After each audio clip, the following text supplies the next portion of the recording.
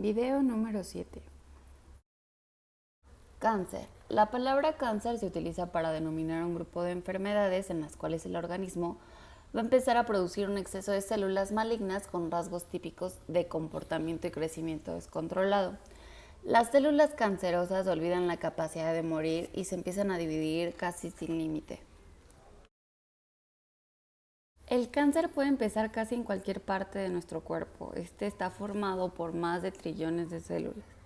Normalmente las células humanas van a crecer, se van a dividir, van a formar nuevas células a medida que el cuerpo los vaya necesitando. Las células nacen, crecen, se reproducen y mueren. Ese es el proceso que tienen que llevar a cabo las células. Y en cambio, las células del cáncer no van a tener este proceso ni de muerte y van a tener una división descontrolada de las células. Este proceso se va a descontrolar, entonces a medida que las células se hacen más anormales, las células viejas o dañadas empiezan a sobrevivir cuando deberían morir y las células nuevas se forman cuando no son necesarias. Estas células adicionales pueden dividirse sin interrupción y pueden formar masas que se pueden llamar como tumores. Hay muchos tipos de cánceres. Los cánceres se pueden dar en cualquier parte del cuerpo. Los tumores cancerosos son malignos, lo que significa que se puede extender en los tejidos cercanos o los puede invadir. Esto se puede dar, por ejemplo, que el cáncer comience o esta etapa de proceso de división celular que empieza a tener en alguna parte de nuestro cuerpo, comienza a darse en una sola parte y posteriormente a eso se empieza a ir a otros tejidos o a otras masas que tengamos en el mismo cuerpo. La forma en la cual nuestras células normales se van a empezar a convertir en células cancerosas se va a dividir en 4 etapas.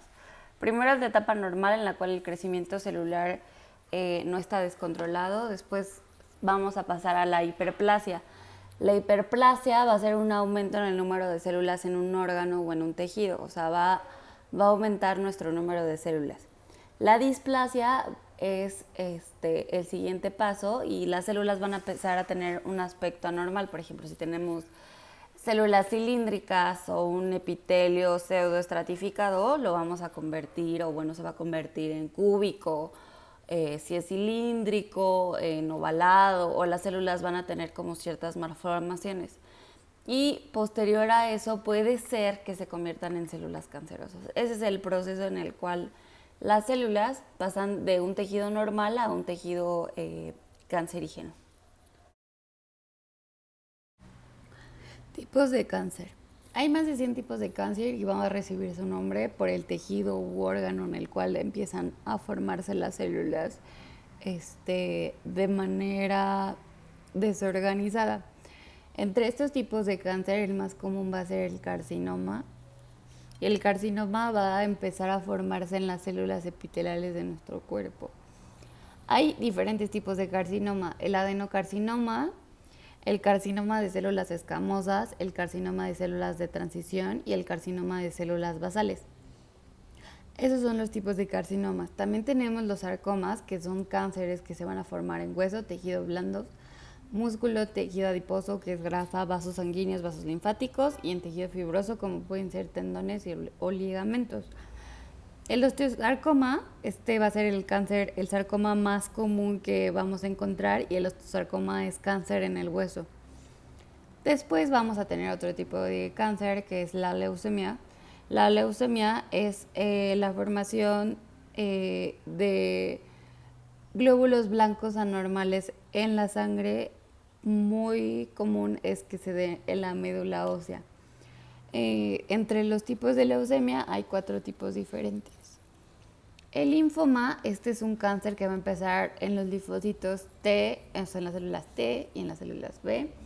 Y estos se van a dar en los glóbulos blancos, o sea, en el sistema inmunitario. Posterior a eso tenemos el mieloma múltiple. Este es un tipo de cáncer que va a comenzar en las células plasmáticas. Vamos a tener el melanoma, que va a ser un cáncer que va a convertir los melanocitos, que son estos melanocitos, son células especializadas y que son las que nos pueden dar el color en nuestra piel. Y la mayoría de estos también pueden sacar pigmentos como los que tenemos en los ojos. Este puede ser, por ejemplo, más comúnmente conocido como cáncer de piel. También podemos llegar a tener tumores en el cerebro o en la médula espinal. Y bueno, esos serían como los tipos de cáncer más comunes que encontré. Epidemiología. La OMS lo define como el estudio de la distribución y los determinantes de estados o eventos relacionados con la salud y la aplicación de estos estudios al control de enfermedades y otros problemas de salud. Van a haber diversos métodos para llevar a cabo investigaciones epidemiológicas, que va a ser la vigilancia y los estudios descriptivos, que estos se van a utilizar para analizar la distribución, y los estudios analíticos, que nos van a permitir analizar los factores determinantes. A grandes rasgos vamos a entender que la epidemiología va a ser una disciplina científica que va a estar dentro del área de la salud pública, y esta va a estudiar tres cosas: la distribución, la frecuencia y los factores que van a determinar una enfermedad específica en una población humana que va a estar de igual manera definida o específica. Fármacos alquilantes. Este va a ser un grupo de fármacos que van a comprender una serie de diferentes sustancias químicas que tienen como capacidad de contribuir en condiciones fisiológicas con grupo alquilo o macromoléculas biológicamente importantes, como puede ser el ADN. Los vamos a clasificar en dos por su sitio de acción. Van a ser los monofuncionales, que van a tener solamente un enlace covalente en un punto diana, y los bifuncionales, que van a formar enlaces cruzados en el seno del filamento del ADN. Estos fármacos van a ser utilizados para quimioterapias con pacientes con cáncer. Los antimetabolitos son una sustancia que va a reemplazar, va a inhibir y va a competir con un metabolito en específico. Estos van a actuar bloqueando las enzimas esenciales para la síntesis del ADN, o van a incorporarse dentro del ADN y el ARN para transmitirle un mensaje falso. Las indicaciones terapéuticas van a ser para leucemias agudas, profilaxis de leucemias, linfomas, cáncer de mama, cáncer de cabeza y cuello, cáncer de vejiga urinaria, osteosarcomas, artritis reumatoides. La farmacodinámica de este fármaco va a ser, se van a administrar por vía oral y se va a absorber mediante el tracto digestivo. Las dosis orales van a ir de 30 miligramos por metro cúbico y muestran una biodisponibilidad del 60%. Otro tipo va a ser por vía intramuscular y va a ser absorbido encontrando concentraciones plasmáticas de un plazo de 30 a 60 minutos. La mayor parte de la dosis que va a ser administrada es eliminada por la orina a las 12 horas mediante un mecanismo de secreción tubular, y la excreción biliar va a ser del 10% de la dosis. Las contraindicaciones se van a dar para pacientes con artritis reumatoide que van a empezar a mostrar una supresión persistente dentro de la médula ósea, que va a ser representada por una leucopenia, una trombocitopenia o una anemia significativa. Igualmente, si durante el tratamiento se origina una supresión de la médula ósea, debe ser retirado inmediatamente. Inhibidores de microtúbulos. Vamos a empezar definiendo qué son los microtúbulos. Estos van a ser un componente esencial del citoesqueleto y, entre otras funciones, van a tener la participación en el movimiento de la célula. Estos van a ser un componente fundamental de los cilios y los flagelos y van a tener un papel importante para la mitosis de la misma. Son estructuras cilíndricas y huecas y están constituidas por la proteína tubulina, que esta va a estar encontrada en células eucariotas como en las bacterias. Los inhibidores de microtúbulos van a ser el medicamento que va a interferir con ellos. Normalmente se usan para tratar el cáncer y va a bloquear el crecimiento celular y así impidiendo la mitosis. Los inhibidores de microtúbulos se van a dividir clásicamente en dos grandes grupos: los que van a ser desestabilizadores de los microtúbulos y los que van a estabilizarlos. Gota. Esta es una enfermedad que va a ser producida por una acumulación de cristales de urato monosódico en distintas partes del cuerpo. Sobre todo va a estar en articulaciones, tejidos blandos y riñones. Aquí podemos ver una imagen en la cual se ven las erosiones óseas, los cristales de ácido úrico que están en medio de estas y el líquido sinovial. La gota es el acúmulo de ácido úrico y va a surgir por la descomposición de unas sustancias que se llaman purinas. Estas purinas se van a encontrar en todos los tejidos del cuerpo y también en algunos alimentos como puede ser hígado, frijoles, guisantes secos y anchoas. El ácido úrico se va a disolver siempre en la sangre y luego posteriormente va a pasar a los riñones y va a salir en el cuerpo en forma de orina. Pero a veces se acumula en cristales que pueden formar como un tipo de agujitas y esto se va a formar en las articulaciones, lo cual es muy doloroso. Estos cristales también pueden llegar a causar piedras en los riñones. Esta gota es una forma común y dolorosa de artritis. Va a producir hinchazón, enrojecimiento, calor, rigidez en las articulaciones. Con frecuencia va a darse en el dedo gordo del pie. Y las personas que tienen más posibilidades de tener gota son del sexo masculino, tener antecedentes de familiares con gota o artritis, estar excedidos de peso, consumir excesos de alcohol y consumir muchos alimentos que van a ser ricos en purinas. La gota es difícil de diagnosticar, pero se puede tratar. Y hay que denotar que también podemos tener algo que se llama pseudogota, que va a tener síntomas parecidos y se puede confundir, pero esta va a ser causada por fosfatos de calcio y no por ácido úrico. Alopurinol. Este es un compuesto químico que va a ser empleado para el tratamiento de la gota y de los altos niveles de ácido úrico que podamos llegar a tener en el cuerpo. Va a pertenecer a una clase de medicamentos llamados inhibidores de oxidasa de ciatina. La farmacocinética de este medicamento va a ser, de los alopurinoles van a ser la biodisponibilidad, que va a ser en una vía oral del 67 al 90%. En el alopurinol va a ser a los 90 minutos y va a ser indetectable a las 6 horas. Y en el oxipurinol va a ser a las 3 a las 5 horas y se va a mantener entre 13 y 30 horas.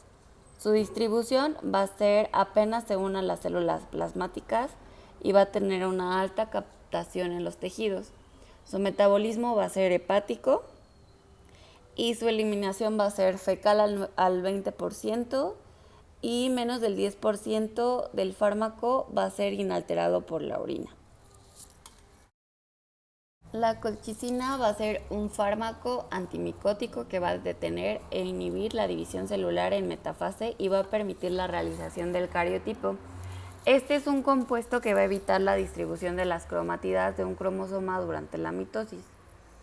Este es de igual manera un medicamento utilizado para la crisis gotosa y va a tener una vida media de 9 horas, que va a ser una detección hasta los 9 días y en vía oral va a ser por casos especiales. Su metabolismo va a ser por el hígado y se va a unir a las proteínas en un 50%. Su absorción puede llegar a ser variable. Hiperplasia prostática. Este va a ser un agrandamiento en la glándula prostática. Esto es común en hombres que están envejeciendo. Este agrandamiento de la glándula prostática puede provocar síntomas urinarios molestos, como el bloqueo del flujo de la orina, y también puede provocar problemas en vejiga, vías urinarias y riñón. Los síntomas van a variar conforme al paciente, pero algunos de los signos y síntomas más frecuentes que vamos a encontrar en esta enfermedad va a ser la necesidad de orinar frecuentemente o con urgencia, un aumento en la frecuencia de la orina por la noche, que se llama nicturia, una dificultad para comenzar a orinar, un flujo de orina débil que se detiene y vuelve a comenzar, un goteo después de orinar y una imposibilidad de vaciar la vejiga por completo. También puede ser que tenga como signos y síntomas que son menos frecuentes la infección en las vías urinarias, la imposibilidad de orinar o sangre en la orina. El tamaño de la próstata no va a determinar específicamente la gravedad de los síntomas. Esto va a depender de cada uno de los pacientes. Otras causas posibles de síntomas urinarios va a ser infección de las vías urinarias, que ya lo había dicho, prostatitis, estrechamiento de la uretra, formación de cicatrices en el cuello de la vejiga por alguna cirugía que haya tenido el paciente, cálculos en los riñones o en vejiga y problemas en los nervios que pueden controlar la vejiga. Algunos de los factores de riesgo que pueden llegar a tener los pacientes son el envejecimiento. Normalmente el agrandamiento de la glándula prostática se da en hombres mayores a los 40 años. Aproximadamente la mitad lo llega a ser hasta los 80 años. Puede ser también por antecedentes familiares. Esto puede ser que lleguen a tener algún pariente consanguíneo, como su papá o su hermano, con problemas de próstata, diabetes y enfermedades cardíacas, o también un estilo de vida en el cual el paciente tenga obesidad, no haga ejercicio, no tome la suficiente agua. Tamsulosina. Esta es una molécula antagonista reaccionante en las partes denominadas de activación molecular orgánica. Estas van a tener características particulares o específicas en un involucramiento orgánico. Van a ser utilizadas para el tratamiento sintomático de hiperplasia benigna de próstata. Van a estar bajo el nombre de Flomax. Ese fue el primer nombre en el cual salió al mercado. Y su farmacocinética va a ser que es rápida y completamente absorbida en el tracto intestinal. Tiene un principio activo lineal y la administración repetida produce un nivel plasmático estable hasta el 5.º día. La eliminación de esta se va a dar principalmente por vía renal, excretándose un 9% de la dosis administrada en forma inmodificada, y la vida media final va a ser después de una dosis que alcance un promedio de 22 horas. La biodisponibilidad de la misma se va a reducir con los alimentos, pero puede llegar a ser uniforme si se administra regularmente después de un desayuno liviano.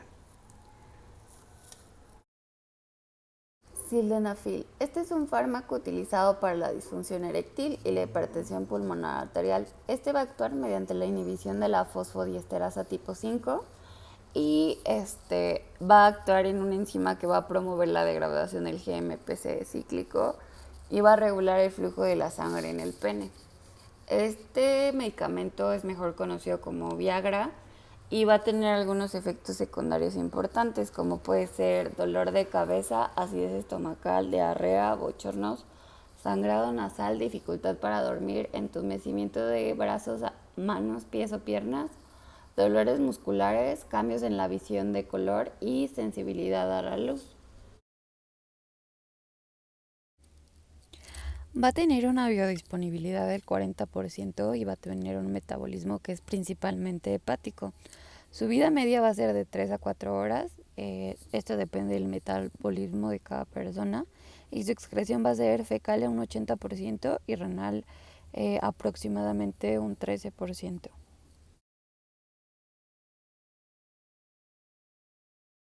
La anfetamina es un derivado químico derivado de la efedrina. Fue sintetizado por primera vez en 1887 por un químico rumano y hicieron varias investigaciones al respecto y se enfocaron nada más en los efectos periféricos. De ahí se encontró que tiene unas propiedades broncodilatadoras. Sus acciones van siempre sobre el sistema nervioso central. Su uso médico experimental comenzó a partir de los años 20 y desde entonces es utilizada como una droga para militares de varias naciones. Especialmente fue para la Fuerza Aérea, y esto porque nos ayuda a combatir la fatiga y nos incrementa el estado de alerta. Como farmacocinética va a tener una biodisponibilidad oral del 20 al 25%, nasal del 75%, rectal de un 95 a un 99%, parenteral de un 100%, y va a tener un metabolismo que va a ser hepático y renal. Su vida media va a ser de 12 a 13 horas dependiendo de la persona que lo consuma, y va a tener una excreción normalmente renal. La anfetamina también es utilizada con fines terapéuticos, pero además de como droga recreativa, también se usa para mejorar el rendimiento deportivo. Sus características físicas son que tiene un color amarillento o puede estar sin color y tiene unas ciertas presentaciones, puede ser en tabletas, en cápsulas o polvo en color blanco. Cocaína es un alcaloide tropano y es utilizado como una droga recreativa ya que es un fuerte estimulante. Las formas más comunes en las cuales nosotros lo vamos a encontrar para el consumo van a ser en inhalación, insuflación o inyección en vena, que este es mejor conocido como crack. Los efectos mentales que va a provocar van a ser perder el contacto de la realidad, agresividad, agudización del estado de alerta y delirios de persecución. En otros casos se puede encontrar que tenga la persona una intensa sensación de felicidad y los síntomas que puede llegar a tener a nivel físico son una rápida frecuencia cardíaca, también puede tener sudoración, dilatación de las papilas y si se puede o si se usa por altas dosis va a llegar a tener un aumento en la temperatura corporal. Los efectos de esta droga empiezan después de unos segundos o minutos. Después de su consumo y durante puede durar entre 5 y 90 minutos. Aunque su uso normalmente es como droga recreativa, recordemos que también puede ser utilizado como un anestésico tópico y un antihemorrágico. Y esto puede ser utilizado durante cirugías nasales, que por ejemplo en lo que yo investigué es que en Europa todavía para hacer cirugías nasales llegan a usar cocaína ya que es un antihemorrágico y ayuda muchísimo para mayor visibilidad en las cirugías nasales. Va a tener una biodisponibilidad oral del 33%, nasal de un 60 a un 80%, en spray de un 25 a un 43%. Su metabolismo es 100% hepático y va a tener una vida media de 1 hora. Su excreción normalmente es renal y aquí tengo una tablita que puse aquí que dice cocaína y crack. Y esto es que actúa en el cerebro y produce un aumento en el estado de alerta, que era lo que había explicado como los síntomas mentales que causa. En el corazón va a producir taquicardia y aumento de la presión arterial. Va a tener también, llega a producir problemas respiratorios y hemorragias pulmonares después de un largo tiempo de uso. Y, por ejemplo, en mujeres con lactancia o en embarazo, tienen mayor riesgo de un aborto espontáneo, de tener a un bebé prematuro, de tener malformaciones el bebé o incluso neurológicas, daños neurológicos en el recién nacido. El efecto del crack es 5 a 6 veces más intenso que la cocaína, esto es importante mencionarlo. Y también hay que mencionar que posterior a la marihuana, esta es una de las drogas ilegales más usadas.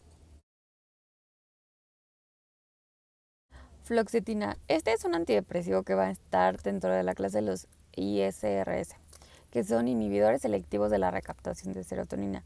La fluoxetina fue documentada por primera vez en 1974 y fue presentada en febrero de 1977 a la FDA. Su patente duró de 1987 y expiró hasta el 2001. La fluoxetina también está indicada para tratar adultos como niños y se usa para trastornos depresivos, para trastornos obsesivos compulsivos TOC, bulimias, trastornos disfóricos premenstruales y trastornos de pánico. Es utilizada pero en menor cantidad para pacientes con alcoholismo, con trastorno de déficit de atención y algunos pacientes con trastornos de sueño como puede ser la narcolepsia. La fluoxetina es importante mencionar que dio origen a la tercera generación de antidepresivos. Dentro de estos también podemos encontrar la sertralina, la fluvoxamina y la paroxetina, entre otros. En el 2012 se descubrió algo muy importante que también puede llegar a ser un antiviral, ya que inhibió la replicación del enterovirus. Dentro de su farmacocinética vamos a tener que tiene una biodisponibilidad del 72%, que va a ser pico a las 6 y 8 horas, Tiene una unión con proteínas de un 94.5%, un metabolismo que va a ser 100% hepático, una vida media que puede ser de 1 a 3 días si es agudo y de 4 a 6 días si es crónico. Va a tener una excreción renal del 80% y una excreción intestinal de un 15%. El mecanismo de acción que tiene la fluoxetina es que recapta la serotonina de a la neurona presináptica y esto nos ayuda a ser más débil sobre la noradrenalina. Y esto aumenta la concentración de serotonina, que es la hormona de la felicidad, en nuestro cerebro. Es importante recalcar que aunque tiene un buen metabolismo de acción y tiene pocos efectos secundarios, el paciente no se va a sentir, no va a tener una recaptación del total de serotonina desde el comienzo. Tienen que pasar aproximadamente de 15 a un mes para que el paciente con depresión o con alguno de esos trastornos llegue a sentirse mejor gracias al medicamento. Ritalin es el nombre de patente, el primer nombre utilizado para este fármaco, pero en realidad se llama metilfenidato y se abrevia como MFD. Este es un medicamento psicoestimulante y fue aprobado para su uso en tratamientos para trastornos de déficit de atención con hiperactividad, el síndrome de taquicardia postural y es muy utilizado desde los años 30 para la narcolepsia. También puede ser utilizado para algunos pacientes que son resistentes a algunos tratamientos en casos de fatigas y depresiones. Este medicamento, el Ritalin, va a pertenecer a un grupo de compuestos que son derivados de la piperidina. Estos son los que nos ayudan a incrementar los niveles de dopamina y norepinefrina en el cerebro y empiezan con una inhibición de la recaptación de los receptivos transportadores de monoamidas. Su farmacocinética la vamos a tomar en cuenta con una biodisponibilidad del 11 al 52%. Va a unirse a proteínas en un 80% y va a tener un metabolismo hepático del 80%. Su vida media es de 2 a 4 horas y su excreción es por la orina. El nombre comercial en el cual nosotros lo vamos a encontrar es Ritalin, que es el primero que se registró, Concerta, Aradix, Ritalina, Ritrocel, entre otros. Este medicamento es un estimulante del tratamiento, como ya les había comentado, desde los años 30 a los trastornos de sueño como la narcolepsia y se empezó a indicar como la efedrina y las anfetaminas. LSD o ácido es una sustancia ilegal psicodélica semisintética que se obtiene de la ergolina y produce efectos psicotrópicos. Entre los efectos que llega a causar el LSD incluimos las alucinaciones con ojos abiertos y cerrados, la sinestesia, una percepción distorsionada del tiempo y una disolución del ego. También llegamos a tener en los pacientes alteración de la percepción, la conciencia y los sentimientos. Además de sentir o visualizar imágenes que son poco reales, pero para quien lo consume pueden parecer bastante reales. Esta es una droga principalmente usada como una sustancia recreativa y es ilegal, pero algunos países lo van a usar como una droga legal bajo prescripciones médicas y es para una psicoterapia. Este fármaco, esta droga se puede conseguir como papel secante, gelatina, terrones de azúcar y también se puede utilizar por medio de una inyección. Se dieron algunos ensayos científicos en los cuales se mostró que el LSD no causa adicción y su consumo puede tener reacciones psiquiátricas adversas. Realmente puede llegar a generar en el paciente paranoia, delirios de persecución y ansiedad. No se conoce una dosis tóxica aguda en el ser humano, pero sí una dosis letal media que se hizo en ratones y en conejos. En ratones fue de 50 a 60 miligramos por kilo y en conejos fue del 0.3 miligramos por kilo. Y la causa de muerte fue parálisis respiratoria. De los 20 a los 30 microgramos se supone que ya se puede empezar a sentir un efecto psicodélico gracias a esta droga. Y tiene algunos apartados bastante extraños. Por ejemplo, el LSD es sensible al oxígeno, a la luz ultravioleta y al cloro. Y el LSD fue sintetizado por primera vez por un hongo y fue por Albert Hofmann en Suiza en 1938. Su farmacocinética es que tiene una biodisponibilidad del 17 al 94% por vía oral, un metabolismo que va a ser 100% hepático, una vida media de 3 horas y una excreción renal. Amitriptilina. Esta también se usa bajo marcas comerciales como el Elavil, como el Sarotex, como el Entizo. Y este es un medicamento o un fármaco usado para el tratamiento de enfermedades mentales. Este es utilizado para trastornos de depresión, ansiedad, déficit de atención con hiperactividad, trastornos bipolares y ensoñación excesiva. También nos ayudan a prevenir migrañas y es un antidepresivo tricíclico, aunque su mecanismo de acción no es bastante claro. Se toma de vía oral y está disponible en forma genérica. Los efectos secundarios comunes que pueden incluirse al tomar este antidepresivo incluyen resequedad en la boca, dificultad para ver, presión arterial baja al pararse, disminución del libido, somnolencia y estreñimiento. Los efectos secundarios más graves que puede incluir pueden ser convulsiones y un mayor riesgo en suicidio de personas menores a 25 años. También glaucomas y una serie de problemas cardíacos. No debe de tomarse en el embarazo y se ha determinado que durante la lactancia es bastante seguro. Este medicamento o fármaco fue descubierto en 1960 y fue aprobado por la FDA en 1961. La OMS lo tiene en la lista de las medicinas más efectivas y seguras requeridas en un sistema de salud. Su farmacocinética va a ser que tiene una biodisponibilidad del 40%, un metabolismo que va a ser hepático, una vida media de 12 a 24 horas y una excreción por la orina. La amitriptilina es probada como tratamiento para la depresión clínica y las dosis habituales van de los 25 a los 150 miligramos al día, normalmente la mitad en ancianos y adolescentes. Y en niños entre 7 y 10 años se usa de 10 a 20 y niños mayores a 10 años de 25 a 50 miligramos en la noche.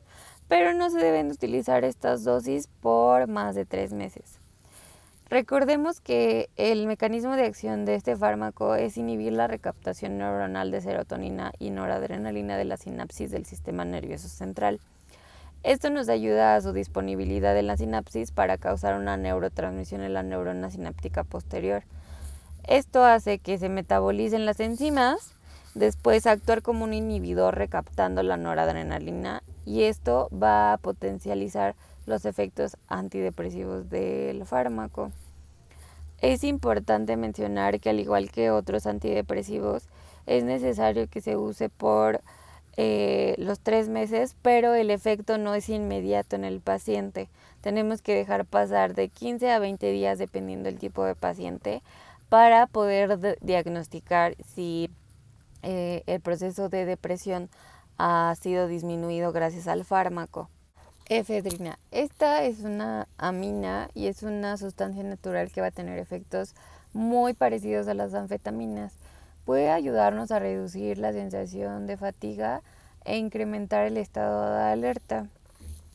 Es conocida como una hierba ampliamente utilizada en la medicina tradicional china y este alcaloide tiene un uso médico en el cual está en forma de sulfato o clorhidrato de efedrina y en presentaciones de ámpulas de 50 miligramos por administración intravenosa, intramuscular, subcutánea o también hay comprimidos por administración vía oral. Su farmacocinética va a ser que tiene una biodisponibilidad del 85%, va a tener un metabolismo mínimo hepático, una vida media de 3 a 6 horas y una excreción de 22 a 99% vía renal. Este es muy activo sobre los receptores del sistema nervioso simpático, pero es poco potente como estimulante del sistema nervioso central. En relación con otros compuestos como la anfetamina, que ya los había mencionado, o el de la cocaína, se utiliza mayormente como una anestesia obstétrica en casos de particulares en los cuales hay hipotensión materna o fetal o por acciones de determinados anestésicos.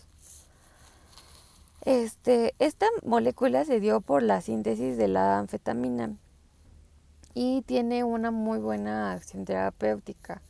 Normalmente es vista como un polvo cristalino blanco parecido a la cocaína, pero tiene una composición similar a las anfetaminas y proviene de una hierba y tiene fama de ser un producto naturista. También se usa mucho como en atletas y en fisicoculturistas, una cápsula de 50 miligramos media hora antes de la competición y les brinda un aumento de energía.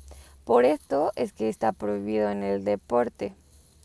Actualmente se calcula que hay más de 40 millones de consumidores de este fármaco que lo hacen por desear adelgazar, tonificar músculos o evitar el cansancio.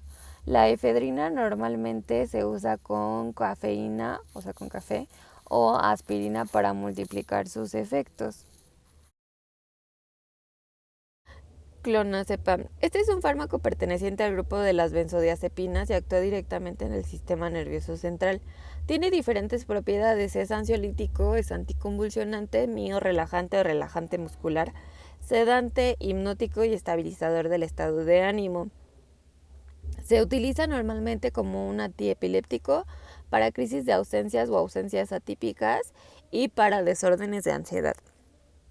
Se comercializa bajo diferentes tipos de nombres, entre ellos está Clonex, Diocam, Paxam, Satrix, Linotril y el más comúnmente comercializado aquí en México, Ribotril.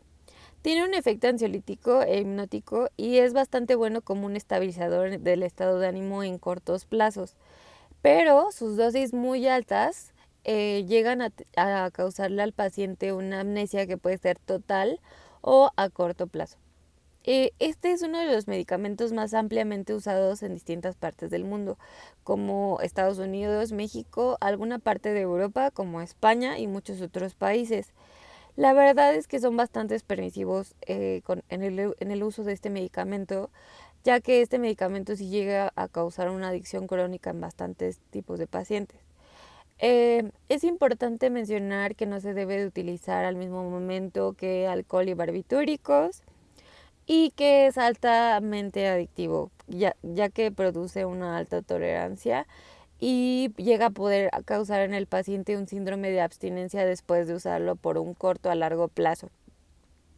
Su farmacocinética es importante ya que es una biodisponibilidad del 90%, va a tener un metabolismo hepático, una vía por citocromo del P450, una vida media de 18 a 50 horas dependiendo del paciente y una excreción totalmente renal.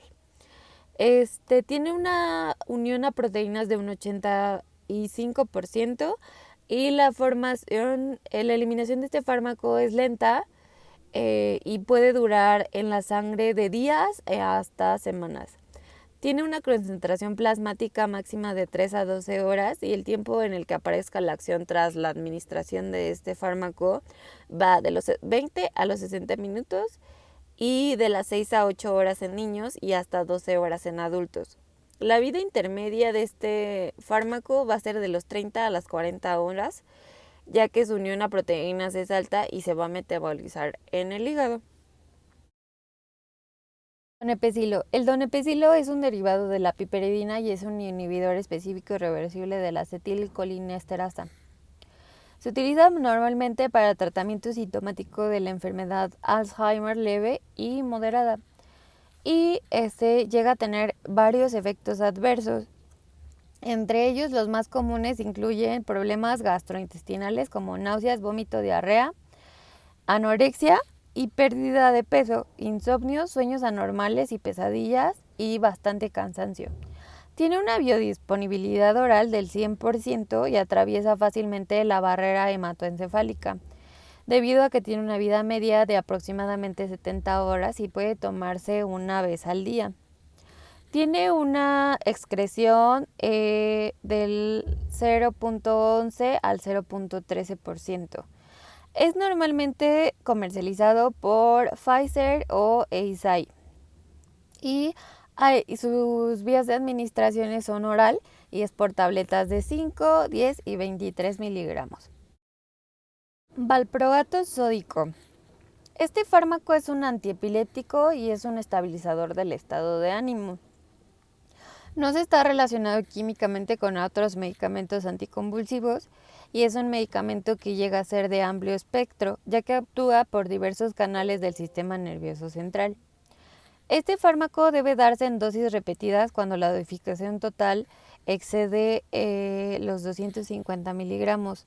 En el trastorno bipolar especialmente es el tratamiento a la manía, así como para prevenir nuevos episodios, y también es utilizado para diferentes tipos de migrañas. Sus acciones empiezan desde elevar la concentración cerebral del ácido gamma en el transmisor inhibidor de la sinapsis y se indica, como ya lo había mencionado, para epilepsia parcial o simple y es un ayudante en el tratamiento de la epilepsia parcial. Para los niños, su posología pediátrica va a ser menor a los 20 kilos de peso, es 20 miligramos por los kilogramos y va a ser 24 horas por vía oral. Y arriba de los 24 son 400 miligramos al día oral y se dividen en dos con un incremento hasta llegar a los 20 a 30 miligramos sobre kilo por cada día, cada 24 horas. Gabapentina. Este es un medicamento originalmente desarrollado para tratar la epilepsia, pero después se encontró que es muy bueno para el tratamiento del dolor, específicamente para el dolor de origen neuropático. Este es uno de los medicamentos que es muy bien tolerado por la mayoría de los pacientes ya que entra al organismo y prácticamente no se metaboliza. Nos ayuda a mejorar el sueño porque nos ayuda a subir la cantidad de la hormona de crecimiento sin un potencial adictivo como las benzodiazepinas y esto es bastante bueno. La gabapentina fue aprobada por primera vez por la FDA en 1994 para ayudarnos a controlar las crisis parciales de epilepsia. También se ha documentado que tiene gran efectividad para la prevención de las migrañas frecuentes, el dolor neuropático y el trastorno bipolar. También nos pueden ayudar como en el tratamiento de la ansiedad, fobias sociales, trastornos obsesivos compulsivos, en una depresión, insomnio, entre otras. También es importante mencionar que la gabapentina se prescribe a mujeres menopáusicas que son tratadas con algún antiestrogénico y esto nos ayuda a que disminuyan las incidencias y las intensidades de sofocos en el tratamiento. La gabapentina se administra en una dosis de 1200 miligramos tomadas antes de dormir durante 40 a 60 días. Va a tener una biodisponibilidad bastante rápida porque entra en parte al sistema del transporte de aminoácidos mediado por un transportador saturable. El 60% por 0.9 gramos diariamente y el 27% por 4.8 gramos de la dosis diaria.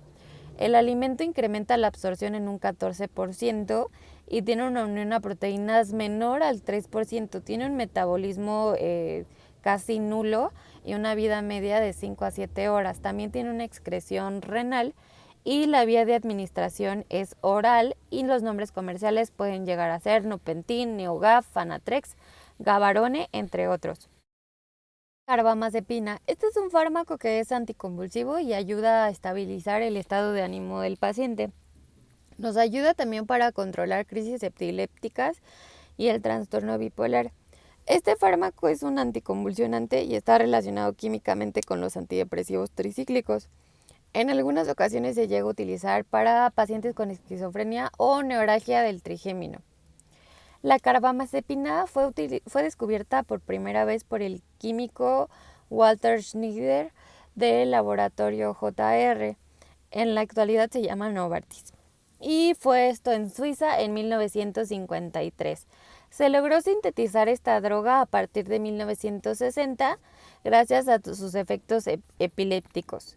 Se comercializó para tratar la neuralgia del trigémino a partir de 1962 y se empezó a utilizar en 1965 en Reino Unido y hasta 1974 en Estados Unidos. Este medicamento tiene una farmacocinética de una biodisponibilidad del 80%, una unión a proteínas del 76% y un metabolismo hepático. Tiene una vida media de 25 a 65 horas tras tener unas administraciones aproximadas de 12 a 17 horas y tiene una excreción del 2 al 3% en orina. Otros de los nombres en los cuales lo podemos encontrar es Calvatrol, Equetro y Tegretal. Su mecanismo de acción no se conoce con exactitud, pero se sabe que bloquea los canales de sodio y esto nos ayuda a interactuar con la forma inactivada, lo cual nos ayuda sobre aquellas neuronas que sufren descargas epilépticas a que se incremente el número de estos canales que están inactivados y nos ayuda contra las convulsiones, ya que actúa directamente sobre el sistema nervioso central. Fenitoína. Este es un antiepiléptico de uso muy común. Este fue aprobado por la FDA en 1953 gracias a sus acciones convulsionantes y para la ansiedad. La fenitoína actúa bloqueando la actividad cerebral no deseada mediante la reducción de la conductividad eléctrica entre las neuronas. Esto bloquea los canales de sodio sensibles al voltaje y también nos ayuda como un bloqueador de los canales de sodio cardíacos y tiene efectos como agente antiarrítmico. Su historia es que fue sintetizada por primera vez en 1908 y que descubrieron su utilidad a la hora de controlar los estados convulsivos de los pacientes sin los efectos sedantes de algunos otros medicamentos. Su farmacocinética es una biodisponibilidad del 70 al 100% en un uso oral y un 24.4% para una administración parenteral, que puede ser rectal o intravenosa. Tiene un metabolismo hepático y una vida media de 22 horas y se excreta mediante la bilis. Su mecanismo de acción es que altera la conducción de sodio, potasio y calcio. Y en dosis terapéuticas se ha dado cuenta que se pueden encontrar ciertos efectos secundarios como convulsiones paradójicas y rash cutáneo o reacciones alérgicas un poquito severas. También hay evidencia de que hay teratogenicidad en la fenitoína y también que puede acumularse en el córtex cerebral durante largos periodos de tiempo. En la actualidad se puede obtener este medicamento genérico porque su patente ya está expirado y es uno de los antiepilépticos más usados y accesibles. Cannabinoides.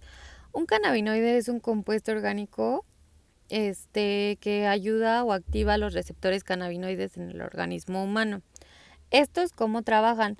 Los endocannabinoides actúan porque son derivados del cerebro en alimentos con omega 3, omega 2 y entre otros. Los fitocannabinoides son derivados de algunas plantas, como de las hojas, de las yemas, de tinturas, de extractos, de la THC, CBD, CBN.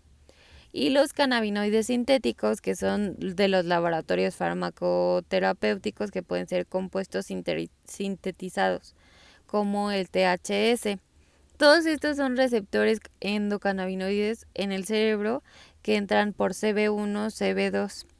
El sistema endocannabinoide está involucrado para regular una variedad de procesos, incluyendo apetito, dolor, sensación de placer y el sistema inmune, humor y memoria. El THC es el principal constituyente psicoactivo del cannabis. Se aisló por primera vez en 1964 y el THC es poco soluble en agua, pero se disuelve fácilmente en la mayoría de los disolventes orgánicos como lípidos y alcoholes. Se ha sugerido que podría proteger a la planta de la exposición nociva de la radiación de UV, ya que posee altas propiedades de absorción. Sus efectos farmacológicos son el resultado de su vinculación con los receptores específicos del cannabinol. Su farmacocinética es una biodisponibilidad del 10 al 35% por inhalación y de un 6 a un 20% oral. Tiene una unión a proteínas del 95 al 99% y un metabolismo mayormente hepático. Su vida media va de 1.6 a 59 horas en inhalación y de 25 a 36 horas por vía oral. Su excreción va a ser del 65 al 80% fecal y del 20 al 35% por orina como metabolitos ácidos. El THC tiene un efecto analgésico de leve a moderado y el efecto psicotrópico del cannabis puede tratar el dolor al alterar la liberación de los transmisores en el ganglio espinal de la médula espinal y en la sustancia gris. Otros efectos del THC van a ser relajación, alteración de los sentidos visuales, auditivos, olfativos, fatiga y estimulación del apetito. Se ha demostrado que los fitocannabinoides, en especial el THC y el CBD, reducen la permeabilidad intestinal. Tienen propiedades antieméticas y también podrían reducir la agresividad en ciertos individuos.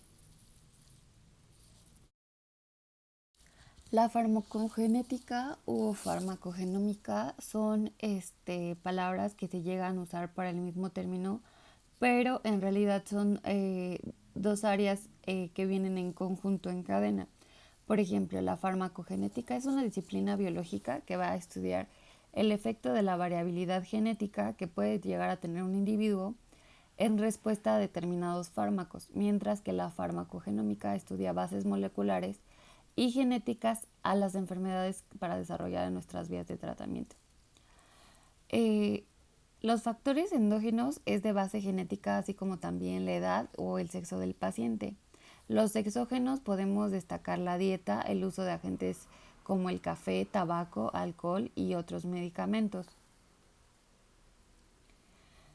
La farmacogenética va a estudiar los genes que son parte del ADN que se heredan de la madre y el padre y llevan información que determina características únicas como la estatura y el color de ojos. Las pruebas farmacogenéticas examinan específicos genes para determinar qué tipos de medicamentos y qué dosis son los más indicados para el paciente en específico. Los genes nos pueden explicar por qué la gente responde de manera diferente a un mismo medicamento tomando la misma dosis. También nos pueden explicar por qué un medicamento les causa efectos secundarios perjudiciales a algunas personas, pero en otras no causa absolutamente nada. Estas pruebas se usan para averiguar si un medicamento es eficaz para el paciente, si estamos ocupando la dosis óptima o cuál sería la dosis óptima para ese mismo paciente, y también anticipando si el medicamento le puede causar algún efecto secundario perjudicial al paciente. Estas pruebas se piden para que si un paciente empieza a tomar un medicamento específico y no le empieza a ayudar o empieza a causarle muchos efectos secundarios, para verificar cuál sería la dosis correcta o antes de tomar un medicamento. Las pruebas farmacogenéticas son solamente para un número limitado de medicamentos. No todos los medicamentos pueden pasar estas pruebas.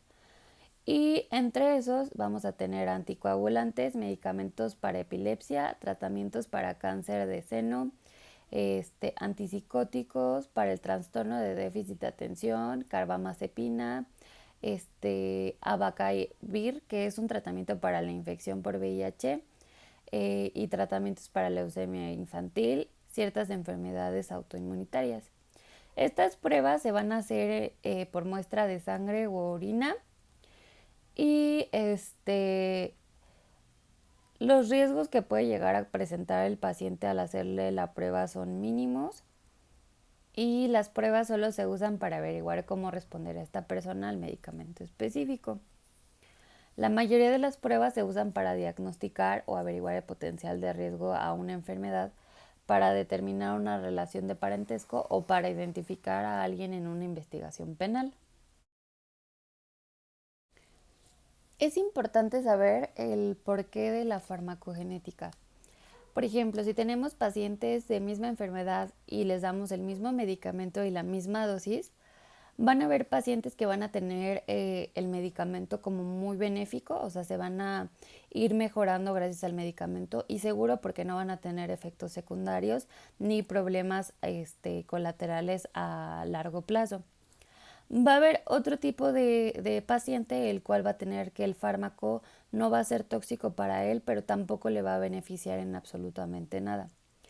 Y va a haber otro tipo de paciente en el cual el fármaco va a ser demasiado tóxico para ese paciente y cause muchos efectos secundarios, y es por eso que la farmacogenética nos ayuda a poner el medicamento adecuado con las dosis adecuadas para la misma enfermedad pero diferente tipo de paciente.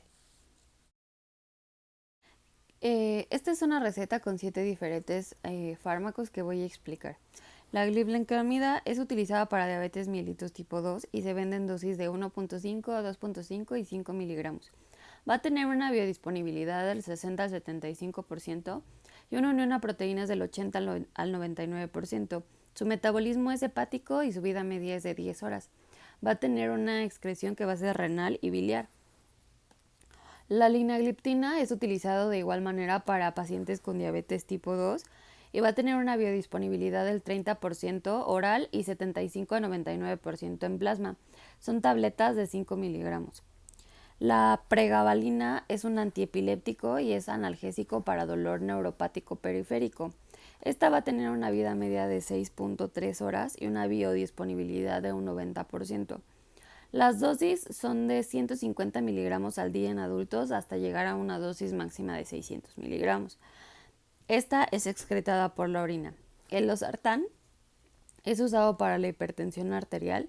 Va a tener una biodisponibilidad del 25 al 35%, una unión a proteínas del 99.7%, un metabolismo hepático, una vida media de 1.5 a 2 horas, una excreción renal de 13 al 25% y biliar del 50 al 60%.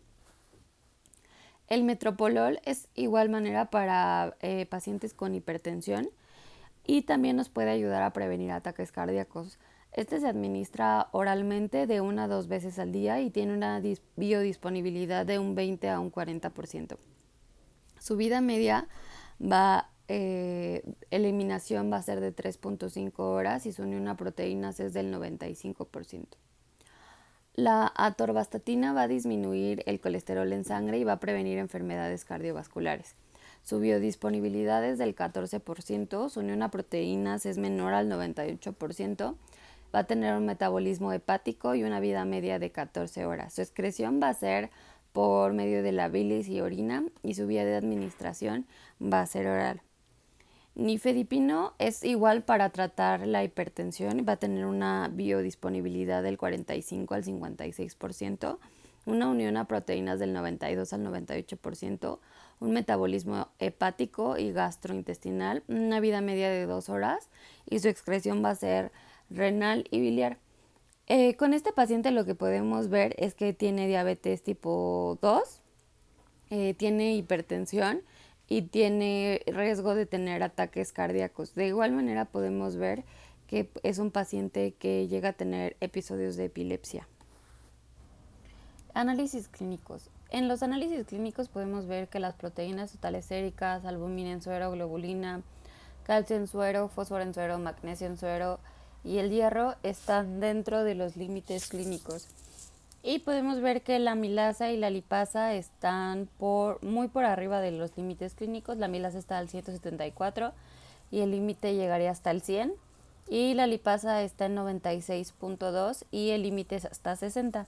La amilasa puede ser que el paciente tenga alguna pancreatitis o una inflamación en el páncreas, un poco más leve.